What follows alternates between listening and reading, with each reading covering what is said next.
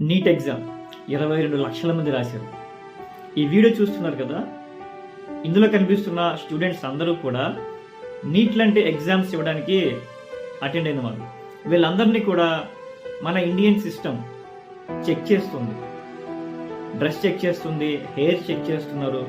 అన్ని విధాలుగా చెక్ చేసి వాళ్ళు ఎంబారెసింగ్గా ఫెయిల్ అయినా, స్ట్రెస్కి గురైనా, ఎన్ని ఇబ్బందులు కలిగినా సరే చెక్ చేసి ప్రాపర్గా చెక్ చేసి ఎగ్జామ్ హాల్కి పంపిస్తారు. ఎందుకంటే స్టూడెంట్స్ ఏదైనా స్లిప్స్ ఏమైనా క్యారీ చేశారా అని చెక్ చేస్తారు. స్టూడెంట్స్కి ఫ్యామిలీ ప్రాబ్లమ్స్ ఉన్నా, ఫైనాన్షియల్ ప్రాబ్లమ్స్ ఉన్నా, ఎంతో స్ట్రెస్ ఉన్నా సరే ఎన్నో కండిషన్స్ని రీచ్ అయ్యి ఎగ్జామ్ రాసిన తర్వాత పేపర్ లీక్ అయింది అని ఎగ్జామ్ క్యాన్సిల్ చేస్తే వాళ్ళ సిచ్యువేషన్ ఏంటి?